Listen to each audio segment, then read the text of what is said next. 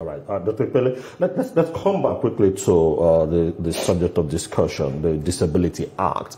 Now, help us understand, for some people, there was a commission, or instead of a commission for disability, probably don't fully appreciate what it was like before this time. Help us understand, what was it like, the disability community, before setting up this commission that you now said had made such tremendous impact on that community? Well, I mean, there's no way the law would have been implemented without setting up the commission. The commission is the arm of government that sees the implementation of the law. There's absolutely no way that law would have been effective. It would have been something that anybody is talking about. The commission had to take on the task of awareness, take on the task of implementing many provisions of the law. And so, by the way, it's also on record that it was during Buhari's tenure that the push for participation of persons with disability in politics was highlighted or spotlighted. Also, the creation of the Ministry of Humanitarian, although during his tenure there were issues about corruption. The ministries and the ministers of then weren't doing, in my opinion, what they should do. All right.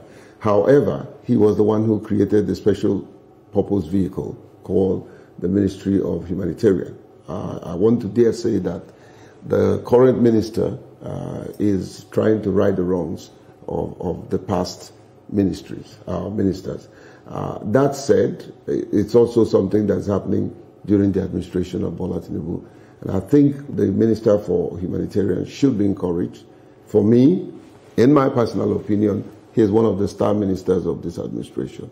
You know, having said that, implementation has been a problem.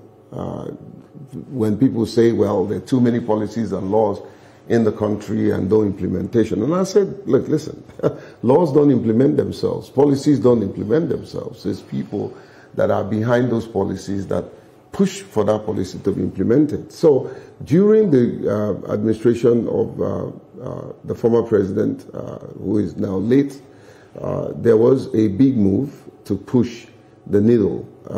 Accessibility came to the forefront, political participation came to the forefront, budgeting came to the forefront, although it was very, very minimal budget for the commission. But at least we saw somebody who kick-started it.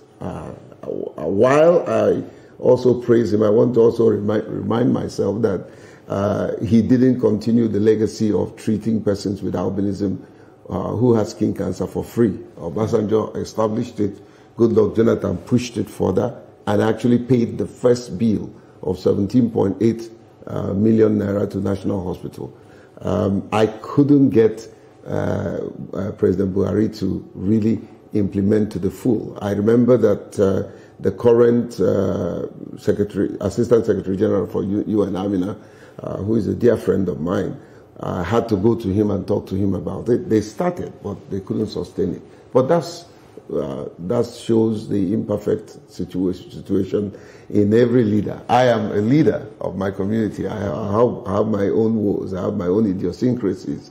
And so I think we shouldn't wait until somebody dies before we start praising that individual. Has that advocacy continued with this current administration, since you said you didn't get the right recognition with the Buhari administration? Have you pushed it to the Tinubu administration? Incidentally, I have more friends in Tinubu's administration than I had in Buhari. No, I think I had more friends in Buhari. But however, I have not been able to do that. I have made some positive move to engage in terms of, and I'm being specific, for persons with albinism. Don't forget that I don't speak only for persons with albinism. I speak for persons with disability nationally and globally. You know, so the push for the administration of Bola Tinubu to recognize and allow persons with albinism to be treated who have skin cancer. And I'm not saying because we should be singled out, but I'm saying because we are one of the poorest community within the disability framework. The data are there to show, even though we are more politically aware, Because if you go to the INEC database, you will see that there are more persons with albinism who are eligible to vote than any segment of persons with disability. Please fact check this. I'm not making up anything, you know. Yeah. But however, the good thing I would say is that at least the administration listens. The extent to which they will go is what we'll see. Sometimes it's best to look at the achievement of an individual after that person has gone. Not died, but still alive. Today I can talk about the achievement of Goodluck Jonathan in terms of paying the bill. He did. I want to be able to sit back and talk about the achievement of Bola Tinubu at the end of his presidency.